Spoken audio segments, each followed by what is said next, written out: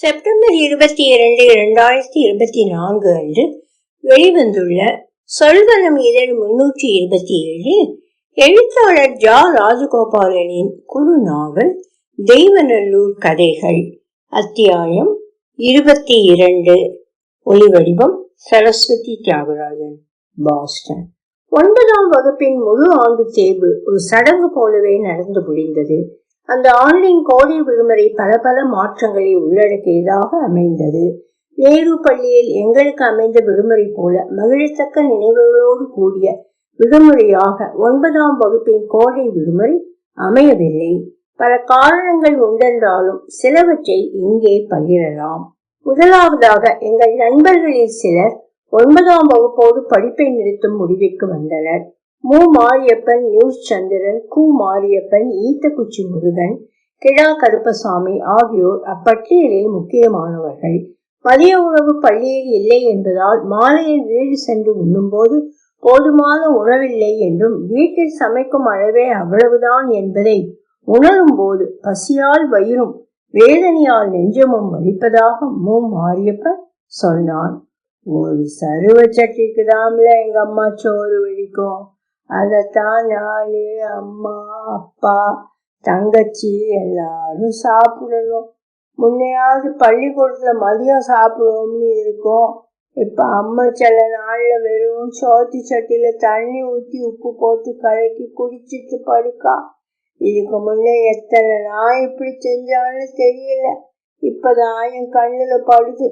அவளுக்கும் கொஞ்சமாச்சு சோறு விட்டு வச்சுட்டு தான் திங்கணும்னு பாப்பேன். ஆனா சாப்பிட ஆரம்பிச்சா வாய் நிறுத்த மாட்டேங்கல. பசி அடங்குச்சுன்னா எங்க அம்மா அரைவரை பட்டினியா கிடைக்கிறத பார்த்துட்டு நான் தின்ன சோறு மேலேயே கொதியா வருதுல. எங்க அம்மையும் தங்கச்சியும் வயிறு நிறைய சோறுதுன்னா போதும்ல. படிப்பாகுது, மயிராகுது. எங்க அம்மா புதைச்ச குழியில கொண்டால என் படிப்பு சர்டிபிகேட்டை வைக்க. ஆனா ஒண்ணு மட்டும் உங்க எல்லாருமேலையும் சத்தியமா சொல்லுதேன், எந்த வேலைக்கு போய் எவ்வளவு சம்பாதிச்சாலும் எங்க அப்பா மாதிரி குடிக்க மட்டும் மாட்டேன்ல. படிப்பு எவ்வளவு முக்கியம் என நீர் உரையாற்றிய பிரேமிடம் மூமா கண்ணீர் பீரிட சொல்லி செல்ல தண்ணீரை விளக்க சூளுரை. பள்ளி படிப்பை 9ஆம் வகுப்போடு முடித்துக் கொள்ள இன்னும் ஒரு காரணம் 10ஆம் வகுப்பு பொது தேர்வு என்பதாகவும் இருந்தது. ஆனால் வறுமை என்பதுதான் முதன்மை காரணம். பள்ளி படிப்பை தொடர முடியாதவர்களிடம் பிரேமும் சிவாஜியும் நானும் பேசி பார்த்தோம். அவர்களெல்லாம் நாங்கள் அதுவரை அறிந்த நண்பர்களாக இல்லாமல் வேறொருவராக இருப்பதாக எங்கள் மூவருக்குமே தோன்றியது. அமுக்கு டப்பா தான் மிகுந்த தயக்கத்துடன் எங்கள் மூவரையும் தடுத்து நிறுத்தினார். நான் சொல்லுதேன்னு கோபப்படாதீங்க பிரேம். நான் இப்பவும் உங்க வீட்டு சாப்பாட்டுலதான் பள்ளிக்கூடமே வாரேன். ஆனா பள்ளிக்கூடம் இல்லாத நாள்ல நானும் கையாள் வேலைக்கு போனதாம்னே வீட்டுல அன்னைக்கு எல்லோருக்கும் சோறு கிடைக்கும். கையாள் வேலை இல்லைன்னா சர்ச்சில போய் கூட்டி பெருக்கி ஃபாதர் வீட்டை தொடச்சி வச்சா 5 ரூபாய் தருவாரு. அவர் வீட்டுல பொங்குறதுல மீதம் உள்ளதையும் தருவாரு. கையாள் வேலைக்கு போனா தினம் வாரதான 20 ரூபாய் தாரோங்காங்க. நான் வாரத்தை 2 நாள் தான் வாரேன்னுட்டு 15 ரூபாய் தான் தாராங்க. அதுவும் ஆள் பத்தாம போனாதான். அவங்கள சும்மா போட்டு பேசாதீங்களே. ஆசைப்பட்டா வேலைக்கு போறானுவ. எந்நேரமானாலும் வீட்டுக்கு வந்தா சோறு கிடைக்கும்னு இருந்தா அவங்களும் பள்ளிக்கூடத்துக்கு தானே வருவானுவ. அமுக்கு டப்பா பேசியதும் பிரேம் நெடுநேரம் பேசாமல் இருந்தார். அமுக்கு டப்பா தன்னை மன்னிக்க வேண்டிய போது பிரேம் அமுக்கு டப்பாவின் தோளை பற்றி எங்களுடனான அத்தனை நாள் வாழ்வில் முதன்முறையாக மன்னிப்பு கேட்டார். நீ ஏண்டா மன்னிப்பு கேட்கிற? நான் தாண்டா மன்னிப்பு கேட்கணும். இத்தனை நான் கூடவே இருந்துக்கேனே, இதுல எதுவுமே எனக்கு தெரியலையே. என்ன மாதிரியே எல்லாரும் இருப்பாங்கன்னு நினைச்சிட்டேன்டா. முட்டாளா இருந்திருக்கேன்டா.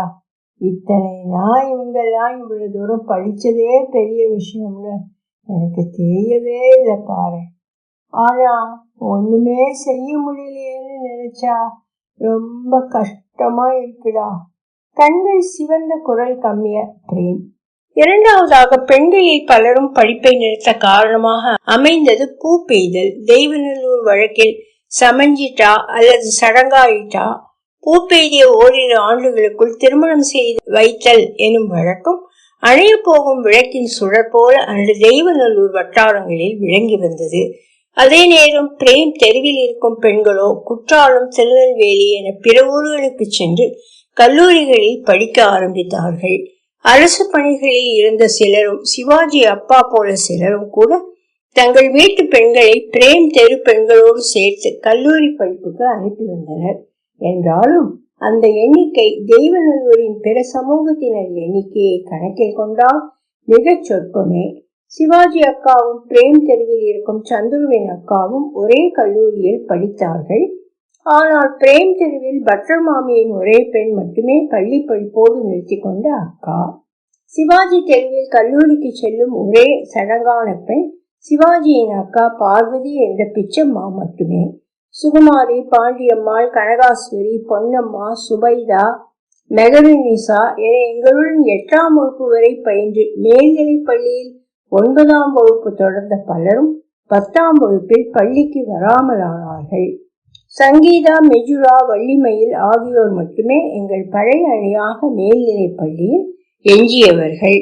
நானும் சிவாஜியும் கல்லூரிக்கு போன விடுமுறை நாட்களில் தேனியிலிருந்து வந்து உடன் படிக்கும் நண்பன் கையில் குழந்தையுடன் வந்து நின்ற பாண்டியம்மாளை, அக்கா கொஞ்சம் தண்ணி கொடுங்களே என கேட்க வேதனையும் வெட்கமுமாக பாண்டியம்மாள் திரும்பி கொண்ட காட்சி இன்னமும் மறக்க முடியாததாய் இருக்கிறது.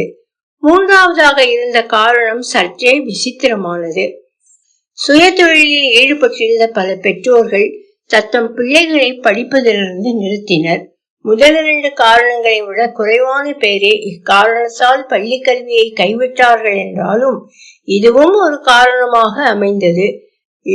படிச்சு கலெக்டர் ஆக போவதில்ல, ஆனா 10ஆப்பு படிச்சு முடிச்சுட்டா சர்டிபிகேட் ஒண்ணு வாங்கிக்கிடுவாங்க. அதை காமிச்சே மாடு பத்த மாட்டேன், சாணி அள்ள மாட்டேன், பால் கறக்க மாட்டேன்னு ஆகாவடித்தனம் அம்புட்டு செய்வானுவ. கிடைக்கு காலங்கள்னு வளர்க்குது மாதிரி இவனுவளையும் சேர்த்துலாம் வளர்க்கணும். வந்து மாடு பத்துல படிச்சு கிழிச்சதெல்லாம் போதும்னுட்டேன். ஊனப்பால் இசக்கியின் அப்பா ஜெமினி டீ கடை அறிஞர் அவையில் தற்பெருமை விளக்கம். ஊனப்பால் இசக்கி, ஓட்டக்கை மந்திரமூர்த்தி, மாமா என்ற மாரியப்பன், உப்புக்கண்டம் ஹக்கீம் ஆகியோர் இவ்வகையில் பள்ளியை விட்ட நண்பர்களில் சிலர். பள்ளியில் தொடரும் எங்களுக்கும் சில சிக்கல்கள் நிகழ்ந்தன. மேலே சொல்லப்பட்ட காரணங்களில் இரண்டாவதாக சொல்லப்பட்ட காரணம் பெண்களுக்கு மட்டும் நிகழவில்லை, பையன்களாகிய எங்களுக்கும் நிகழ்ந்தது என்றாலும் வாழ்க்கையை மாற்றிய சம்பவமாக பெண்களுக்கு நிகழ்ந்தது போல எங்களுக்கு நிகழவில்லை. இரவு வரும் கனவுகள் பேய் கனவுகளாக இல்லாமல் பின்னாட்களில் பார்த்த பிரெஞ்சு படங்களின் சாயல்களில் வர ஆரம்பித்தன. காலையில் கண்விழிக்கையில் அரையாடையில் கரைகள் தென்பட ஆரம்பித்தன. வீட்டில் இருப்பவர்களை காலையில் பார்ப்பதே அவமானமூட்டும் எண்ணமாக மாறியது. ஒரு மாலை நேர சந்திப்பு முகம் தெரியாத இருட்டாக ஆகும் வரை நீடித்த போது மிகுந்த தயக்கத்துடன் முதலாக யக்கா பாட்ஷா தான் இந்த குழப்பமான சிக்கலை சொன்னார். அதன் பின்புதான் எங்கள் அனைவருக்குமே இந்த சிக்கல் ஆரம்பித்திருப்பது மெல்ல வெளிவந்தது. இருளடைந்த அந்த சந்திப்பில் தான் ஆண்மொழியின் முதல் ரகசியம் எங்களுக்குள் வெளிப்பட்டு பகிர்ந்து கொள்ளப்பட்டது. முதல் சந்திப்பில் தனக்கும் அவ்வாறே ஆவதாக மட்டும் சொன்ன பிரேம் அடுத்த சந்திப்பில் எங்களுக்கு உடற்கூறு குறித்து வகுப்பெடுத்தார். பிரேம் சொன்னவை அனைத்துமே ஊர் மந்தையில் அவ்வப்போது வேனில் வந்து திரைகட்டி எங்களை போன்ற பயல்களை விரட்டிவிட்டு ஒளிபரப்பப்படும் குடும்ப கட்டுப்பாடு மற்றும் கர்ப்பத்தடை விளக்கப்படங்களில் காட்டும் அளவுக்கு கூட இல்லை. விரட்டப்பட்டாலும் மறைந்திருந்தே பார்த்து நாங்கள் புரிந்து கொண்ட மர்மங்கள் அவை என்றறிக. ஆனால் இதே விஷயத்தை நடைமுறை சார்ந்து எங்களுக்கு விளக்கிய தீத்தி அவர்களின் ஆலோசனையை எங்களில் பெரும்பாலானவர்களால் பிறரறியா வண்ணம் ரகசியமாக பின்பற்றப்பட்டது. தீத்தி என்ற தீத்தாரப்பனின் ஆலோசனை முறையே பின்னாட்களில் சேலம் பகுதி ஆண்மை குறைவு மருத்துவர்களால் பின்பற்றப்படுவதாக டொம்பி அவர்கள் சமீபத்திய வாட்ஸ்அப் உரையாடலின் போது கருத்து தெரிவித்தார். தீத்தியின் ஆலோசனையை அவர் சொல்லும் போது முழுமையாக கேட்டு முடித்ததும் நாங்கள்லாம் அப்படி செய்ய மாட்டோம் என்ற பொறுப்பு துறப்போடு முடித்து கொண்டாலும், பிறரிடம் முகச்சுழிப்புடன் இதெல்லாம் தப்பு என்று சொல்லிக் கொண்டாலும், எங்களில் அனைவராலும் அந்த ஆலோசனையே பிறரறியா வண்ணம் ரகசியமாக பின்பற்றப்பட்டது. 2010களில் ஒருமுறை நாங்கள் நேரில் சந்தித்த போது நடுத்தர வயதை நெருங்கிவிட்ட விடுதலை உணர்வில் பழைய ரகசியங்களை பகிர்ந்து கொண்ட போது இந்த மறைக்கப்பட்ட வரலாறு வெளிவந்ததென அறிக. ஆலோசனை என்னவெனில், இரவு கனவில் வெளிப்பட்டு நமக்கு உலகத்திலிருந்து விழிப்பையும் ஆடையில் கரையையும் விட்டு செல்லும் திரவத்தை நாமே சிறுமுயற்சி செய்து ஆடைகளில் படாத வண்ணம் வெளிக்கொண்டு வருவதுதான்.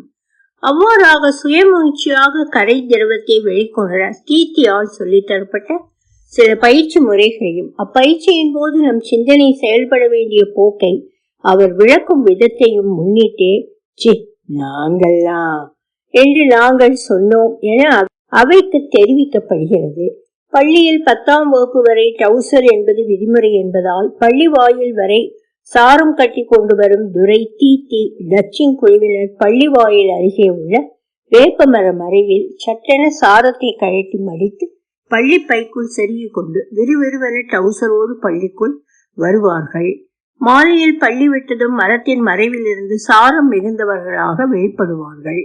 சுருள்முடி தொடையர்கள், வாழைத்தண்டு தொடையர்கள் எனும் வேறுபாட்டிற்கான காரணம் இப்போது உங்களுக்கு விளங்கி இருக்கும். இன்னும் ஒரு ஐயம் உங்களுக்கு ஏற்பட்டிருக்கலாம். துரை கோஷ்டியில் தீத்தி எப்படி எங்களுக்கு ஆலோசனை கூறினார் என. மெய்யான அறிவு தேடல் கொண்ட எவரையும் இயற்கை கைவிடுவதில்லை எனும் பிரபஞ்ச உண்மை மெய்ப்படும் இடங்களில் இதுவும் ஒன்றாகும் என அறிக. இம்மாதிரியான ஆலோசனைகளை வழங்குவதில் நண்பர், எதிரி என எவ்வித பாகுபாடும் காட்டாத குணக்குன்றுகள் என விளங்கிய மெய்ஞான போதகர்கள் தீத்தியும் துரையும். இது தொடர்பாக அச்சிடப்பட்ட சில மறை புத்தகங்களை கூட அவர்களின் எதிர்கோஷ்டியினரான டச்சிங் கோஷ்டியாரிடம் பண்டமாற்று செய்து கொள்ள தயங்கியதில்லை.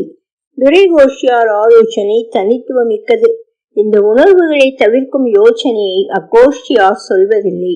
இதை விதவிதமாக அறிந்து கடப்பது எனும் ஆலோசனையை அவர்களால் அள்ளி வீசப்பட்டது. மிகுந்த ஆர்வம் காட்டிய சிங்கிக்கு ஒரு நாள் நேரடி செயல்முறை மாடு நதியின் மேற்கு கரையில் இருக்கும் மாந்தோப்பில் குழு செயல்பாடாக நிகழ்த்தி காட்டப்பட்டது. கூடவே மறைநூல்களும் அன்னாருக்கு வழங்கப்பட ஒரு நாள் வாங்கி வாசித்து மறுநாள் திரும்ப தரும்போது கரைபடியாது கூடவே 25 பைசாவும் சேர்த்து தர வேண்டும். அதுவரை தமிழ் வாசிப்பில் திணறிய சிங்கி அதன் பின் தொடர்மறை நூல் பயிற்சியால் தமிழை நன்றாக வாசிக்க ஆரம்பித்தார். என்றாலும் திரவ சுய வெளியேற்ற பயிற்சியின் போது மகிழ்ச்சியும், துரை கோஷ்டியாரின் ஒரு சொட்டு திரவம் 20 சொட்டு ரத்தத்துக்கு சமம் எனும் அறிவியல் எச்சரிக்கையால் துயரமும் ஒருங்கே அடைந்து ஒரு கால் சொர்க்கமும் மறுகால் நரகிலுமாக அவதியுற்றார் சிங்கி. ஆலோசனைக்கு அவ்விடமும் புலம்புவதற்கு எங்களிடமும் அழைக்கலமானார் சிங்கி. இரவு உறக்கத்தின் போது ஏற்படும் உறுப்பு பெருக்கத்தை எங்கள் டவுசர்களால் மறைப்பது வெறும் கைகளால் பாம்பினை பிடிப்பது போல பதட்டம் மிக்க அவஸ்தையாக இருந்தது. சிக்கலின் இந்த இடத்தை தீத்தி, துரை ஆகிய துறைசார் வல்லுநர்களால் தீர்க்க முடியவில்லை. பிரேம் முன்வைத்த ஆலோசனையான பிள்ளையார் மற்றும் ஆஞ்சநேயரை அந்த நேரத்தில் மனதால் நினைத்து கவனத்தை அவர்களிடம் குவித்து திரவத்தை மீண்டும் ரத்தமாக மாற்றி உடலில் கலக்க வைக்க முயற்சித்தோம். ரத்தம் தாம்ல பவர் கூடவும் வெள்ளையாயிருது. அதை வெளியே விடாம இருந்தா 3 நாள்ல அதுவே பழையபடி ரத்தம் ஆயிரும். அந்த ரத்தம் தான் நமக்கு பவர் ஏற்றும். டச்சிங் அவர் ஊரில் ஒரு சிலம்பாட்ட அண்ணனிடம் கேட்டு வந்து சொல்லிய மெய்யான ரகசியங்களில் ஒன்று. ஆனால் அந்த ஆலோசனையை பிரேமாலேயே சரியாக கடைபிடிக்க முடியவில்லை என அவரே ஒப்புக்கொண்டார். தானும் ஆலோசனை சொல்ல வேண்டும் என்ற ஆவலில் நைனா சொன்ன யோசனை சற்றும் அதிர்ச்சிகரமாக இருந்தாலும், அதெல்லாம் பெரிய பாவம், சுவாமி பிரசாதத்தை அப்படியெல்லாம் செய்யக்கூடாது என பிரேமால் கடுமையாக கண்டித்து விளக்கப்பட்டது. பேய் பிடிச்சு ஆடுதவங்களுக்கெல்லாம் திருநீர் பூசுனா அடங்குறது இல்ல, நமக்கு வடக்கையில அதிலேயே திருநூறு பூசுனா அதுவும் அடங்கிருங்களா? ஐயம் பாதி பெருமிதம் பாதி கலந்த நைனாரின் ஆலோசனை முன்வைப்பு. கடைசியில் சேமியா மணியின் ஆலோசனைப்படி எங்கள் குழு சாரம் எனப்படும் கையில் உடுத்தலாம் என்ற நடைமுறைக்கு மாறினோம் என்று எளிதாக சொன்னாலும் அந்த மாற்றம் எளிதில் அடையத்தக்கதாக இல்லை. சாரம் கட்டிக்கொள்ளப் போகிறோம் என்ற எங்கள் அறிவிப்பை எங்கள் அனைவரது வீடுகளும் விசித்திரமாக பார்த்தன. அதை எவ்வித கேள்வியுமின்றி வரவேற்ற ஒரே இல்லம் பாட்ஷாவின் இல்லமே. இப்போது என்ன அவசியம், எதற்கு, ஏன், யார் சொன்னது, பள்ளிக்கே டவுசரோடு தானே போகிறீர்கள் என பலவாறாக வந்த கேள்விகள் அனைத்தையும் ஒரே பதிலால் எதிர்கொண்டோம். பள்ளி தவிர பிற இடங்களில் எங்களை கேலி செய்கிறார்கள். எங்களுடன் முன்பு படித்து வேலைக்கு இப்போது போய்கொண்டிருக்கும் நண்பர்கள் எல்லோரும் சாரம் கட்டிக் கொள்கிறார்கள். ஆகவே நாங்களும் கட்டிக்கொள்வோம் என உறுதியோடு போராடி வென்றோம். அதன்படி பள்ளிக்கு செல்லும் போது டவுசர் என்றும் பிற நேரங்களில் சாரம் என்றும் அனைவரது வீட்டிலும் முடிவானது. பிரேம் மட்டும் வெள்ளை வேட்டி கட்டிக்கொண்டார். சாரம் எப்படி கட்ட வேண்டும் என யக்கா பாட்ஷா தான் எங்களுக்கு வகுப்பெடுத்தார். எல்லாரும் அருணா கைத்தோட சேர்த்து உள்மடிப்பு வச்சு சுருட்டி கட்டுங்கள, அப்பதான் தூக்கத்திலையும் அவுறாது.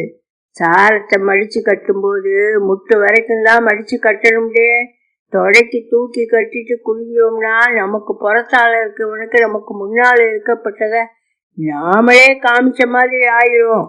அதே மாதிரி சாரம் கட்டியிருந்தாலும் உள் டவுசர் போடாம படுக்க போகாதீங்கள. சாரம் கட்டுவதின் பயன்பாட்டு நுட்ப விளக்கம் யக்கா பாட்ஷா. பிரேம் வேட்டி கட்ட அவரது எதிர் வீட்டு அண்ணன் கற்றுக் கொடுத்தார். முதலாக எங்கள் குழு சாரம் கட்டி கொண்டதை தெய்வநல்லூர் கேலியும் சிரிப்புமாக வரவேற்றது. ஏலே, சாத்தையா மகன் கணேசன் தானல நீயே, இவனெல்லாம் உன் கூட்டாளிகளா? அடே அப்பா, சார உடுத்துத அளவுக்கு பெரிய மனுஷன் ஆயிட்டீங்களே. உங்க அப்பா கிட்ட சொல்லி பொண்ணு பார்க்க சொல்லிடுவோமா? ரொம்ப மடிச்சு கட்டாதலே, காத்து பட்டு சுருங்கிருச்சுன்னா வரப்போற என் பேத்தியாளுக்கு பதில் சொல்ல எனக்கும் வயசு இல்ல பாத்துக்க. இளைக்கிழவர்களின் சிறுபலிக்கு நடுவே புனமாலை கொத்தனால் ஜெமினி டீக்கடை பெஞ்சில் இருந்து. இவ்வாறாக எங்கள் குழுவும் வயதடைந்த காதை இது என்க. இந்த நிகழ்வுகளுக்கு மத்தியில் 10ஆம் வகுப்பு துவங்கியது. தெய்வநல்லூர் மேல்நிலை பள்ளியை பொறுத்தவரை 9ஆம் வகுப்பு பிரிவே மாற்றங்கள் இன்றி 10ஆம் வகுப்பு பிரிவாகவும் தொடரும். மிக அரிதாக சில மாற்றங்கள் இருக்கலாம்.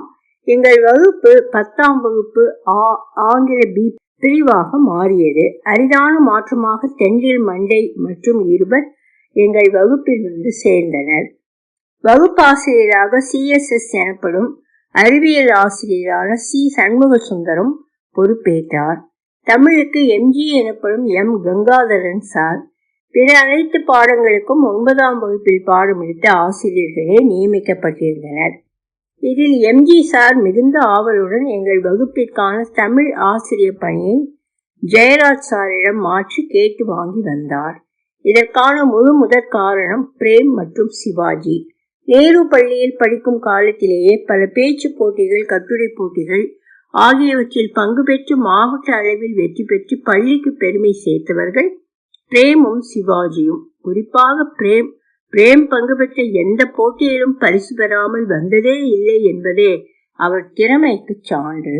9ஆம் வகுப்பிற்கு வந்த பின் ஜெயராஜ் சார் வழிகாட்டுதலில் தன் பேச்சு திறமையை மெருகேற்றி கொண்ட பிரேம் மாநில அளவிலான 2 பேச்சு போட்டிகளில் பரிசு வென்று பள்ளியை பெருமைப்படுத்தினார். போட்டிகளுக்கு பொறுப்பாக இருந்தவர் MG சார் என்பதால் 2 போட்டிகளில் பிரேம் வென்று வந்த பிறகு ஒவ்வொரு வகுப்புக்கும் சுற்றறிக்கை அனுப்பாமல் போட்டி குறித்த தகவல் வந்ததும் நேரே பிரேமையும் சிவாஜியையும் அழைத்து தகவல்களை சொல்லிவிட்டு மறந்து விடுவார். போட்டி நடக்கும் ஊர்களுக்கு பிரேம், சிவாஜி சொந்த செலவில் சென்று வருவதும் ஒரு காரணம். போட்டி முடிந்த மறுநாள் வாங்கிய பரிசுகளுடன் அவரை சந்தித்து அவர் கையில் பிரேம், சிவாஜி பரிசு சான்றிதழ்களை கொடுத்து விடுவார்கள். அதற்கு அடுத்த நாள் நடக்கும் காலை பிரார்த்தனையில் அனைவர் முன்பும் போட்டி, பிரேம் பெற்ற பரிசுகளை MG சார் விளக்கி தலைமை ஆசிரியர் கையால் மறுமுறை அப்பரிசை பிரேமுக்கு வழங்குவார். திருநெல்வேலி மீட்டிங்குக்கு தலைமை ஆசிரியரான ஜெயசீலன் சார் ஒருமுறை போயிருந்த போது நெல்லையின் புகழ்பெற்ற பள்ளியின் தலைமை ஆசிரியர் அனைவர் முன்பும் தெய்வநல்லூர் பள்ளி தொடர்ந்து பேச்சு போட்டிகளில் பரிசினை வெல்வது குறித்து சிலாகித்தார். என்ன சார் செய்றீங்க, நாங்க 2 தமிழாசிரியரை போட்டு 1 மாசம் ட்ரைனிங் கொடுக்கோம்.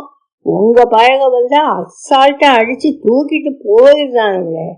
அதுலயும் பிரேமன்னு ஒரு பையன். அடேப்பா, நானே கேட்டு அசந்துட்டேன். ஒரு நிமிஷம் எங்க பயல்கிட்ட சொன்னேன், டே இவன் இருக்கிற வரைக்கும் நாம 2ஆம் பரிசுக்கு தாமலே முயற்சி பண்ணணும்னு. கூடவே இவன் இருக்கிற போட்டியில எவராவது முதல் பரிசு வாங்கிட்டு வந்தா ஹீரோ பேனா பரிசு நானே தாரேன்னு சொல்லியிருக்கேன். நல்லா பழக்கிருக்கீங்க சார்பாய் பையங்களை. மகிழ்ச்சி, வாழ்த்துகள். டெல்லியில் 125 ஆண்டுகளை கடந்த புகழ்பெற்ற பள்ளியின் தலைமை ஆசிரியர் ஜெயசீலன் சார் வந்து பள்ளி மீட்டிங்கில் எம்ஜி சாரையும் சேர்த்து புகழ பரிசாக வந்த லாட்டரிக்கு பரிசு விழுந்தது போல 9ஆம் மேகத்தில் மிதந்தார் எம்ஜி சார். ஆகவே 10ஆம் வகுப்பில் பிரேம் வகுப்பை அவர் விரும்பி வாங்கியதில் உங்களுக்கு குழப்பம் இருக்காது. சரியாக 1 மாதம் போல ஆகியிருந்தது. 10ஆம் வகுப்பின் முக்கியத்துவத்தை ஒவ்வொரு ஆசிரியரும் மேல மேல சொல்லி பதிய வைத்துக் கொண்டிருந்தனர். அன்றைய புதன்கிழமை அனைத்துக்கும் தொடக்கமாக அமைந்தது. மதிய வகுப்புக்கு வரவேண்டிய பல ஆசிரியர்களும் வகுப்புகளுக்கு வரவில்லை. மெல்ல நழுவி சென்ற நயினால் கொண்டு வந்து சேர்த்த செய்தி, ஆசிரியர்கள் பலரும் தலைமை ஆசிரியர் அறையில் இருக்கிறார்கள். சற்று நேரத்திற்கெல்லாம் தகவல் பள்ளி முழுக்க பரவியது. தலைமை ஆசிரியர் ஜெயசீலன் இடமாற்றல் பெற்று வில்லுக்குறி பள்ளிக்கு செல்கிறார். அவர் விரும்பியபடியே அவர் ஊருக்கு பக்கமாக மாற்றல் கிடைத்துவிட்டது. ஆனால் SSS செந்தூர்சாமி சார் குரல் வெகு வேகமாக ஜெயசீலன் சார் மாற்றலுக்கு சம்பந்தமில்லாததாக உரத்து ஒலித்து கொண்டிருந்தது. அன்று மாலைதான் காரணம் புரிந்தது. ஜெயசீலன் சாருக்கு மட்டும் இடமாற்றமில்லை, சாந்தினி டீச்சர், தங்கச்சாமி சார், செந்தூர் சாமி சார் ஆகியோருக்கும் மாற்றல் உத்தரவு வந்திருந்தது. சாந்தினி டீச்சருக்கு ஆலங்குளம் பள்ளிக்கே மாற்றல் என்பதால் அவருக்கு 20 நிமிட பயண தொலைவில் வீடருகே பணிபுரியலாம் என்பதால் அவரால் மறுக்க முடியவில்லை. அதே போல தங்கச்சாமி சாருக்கு உதவி தலைமை ஆசிரியர் எனும் பதவி உயர்வுடன் வெள்ளானைக்கோட்டை பள்ளிக்கு மாற்றம் என்பதால் அவராலும் மறுக்க முடியவில்லை. இருப்பிலேயே குழப்பம் செந்தூர் சாமி சாருக்கு தான். எந்த ஒரு பள்ளிக்கு மாற்றம் என்று குறிப்பிடாமல் அவரை இடமாற்றம் செய்திருந்தார்கள். அதாவது அவர் அடுத்த பணியிடம் குறிப்பிடப்படும் வரை மாவட்ட கல்வி அதிகாரி உத்தரவின் பேரில் வட்டார கல்வி அதிகாரி அலுவலகத்தில் தினமும் ஆஜராகி கையெழுத்திட வேண்டும் எனவும் சம்பளம் கிடைப்பதில் குழப்பம் இருக்காது எனவும் சொல்லப்பட்டது. SSS சாரின் குரல் உயர்வுக்கான காரணம் இப்போது புரிந்திருக்கும்.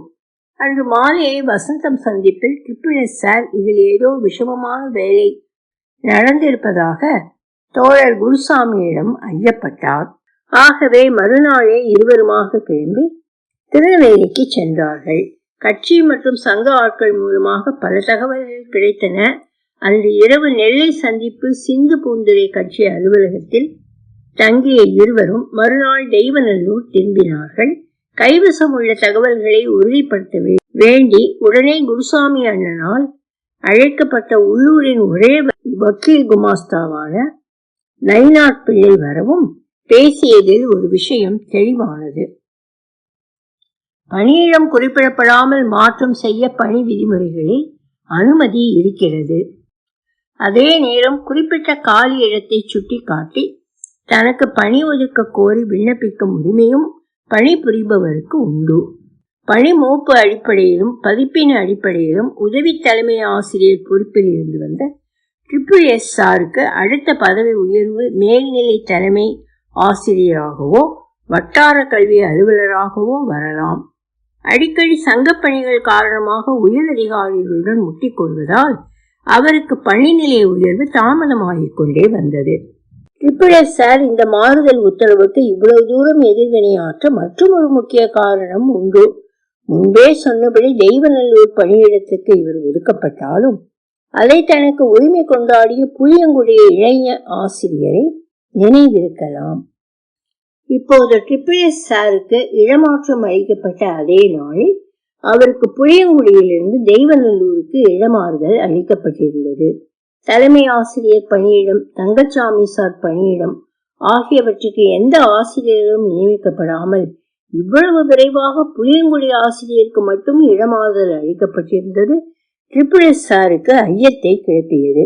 ஆகவேதான் முதல் நாளே திரும்பாமல் நெல்லையில் இரவு தங்கி மாலை அலுவலகம் முடிந்து அனைவரும் கிளம்பியதும் பணிமாற்ற கோப்புகளை சங்க ஆட்கள் உதவியுடன் பார்த்து முழு விவரங்களும் தெரிந்து கொண்டார்கள். மாவட்ட கல்வி அதிகாரியாக இருந்தவர் கழக சிபாரிசு, சங்க செயல்பாடு, பணி மூப்பு ஆகிய 3 புள்ளிகளில் 2 புள்ளிகள் SSR வசம் இருந்ததால் அவையே தெய்வநல்லூருக்கு நியமித்து விட்டார். கழகத்தைச் சேர்ந்த முக்கியஸ்தர் ஒருவரின் உதவியாளர் என்று சொல்லிக் கொண்ட ஒருவர் அலுவலகத்தில் நுழைந்து பேசிய விதத்தால் அதிகாரி அடைந்த எரிச்சலும் SSRக்கு கூடுதல் புள்ளியாக கிடைத்தது. ஆகவே SSR தெய்வநல்லூர் வந்து சேர்ந்தார். ஆனால் இதை தனது தோல்வியாக கருதிய இளைஞ ஆசிரியர் பல்வேறு வகைகளிலும் விடாமல் முயன்று வந்தார். அவரது சித்தப்பா கழக மாவட்ட துணைத் தலைவராக இருந்த தகுதியை துணை கொண்டு முழு மூச்சாக முயற்சிகளை தொடர்ந்தார். பணி ஓய்வு பெற்று மாவட்ட கல்வி அதிகாரி சென்ற அடுத்த வாரத்திலேயே பொறுப்பு கல்வி அதிகாரிக்கு மெட்ராஸ் அமைச்சர் அலுவலகத்திலிருந்து ஒருவரை தொலைபேசி அழைப்பு வழியாக வாய்மொழி ஆணை பிறப்பிக்க வைத்து தன்னை தெய்வநல்லூருக்கு மாற்றிக்கொண்டார். அதாவது வழக்கமான இடமாறுதல் பட்டியல் கல்வியாண்டின் துவக்கத்தில் தயாரிக்கப்பட்டு இறுதி செய்து வைக்கப்பட்ட பின்பே முந்தைய அதிகாரி பணி ஓய்வு பெற்றிருந்தார். அதில் பொறுப்பு அதிகாரி மூலம் ஒரு மாற்றத்தை முன்தேதியிட்டு செய்திருந்தனர்.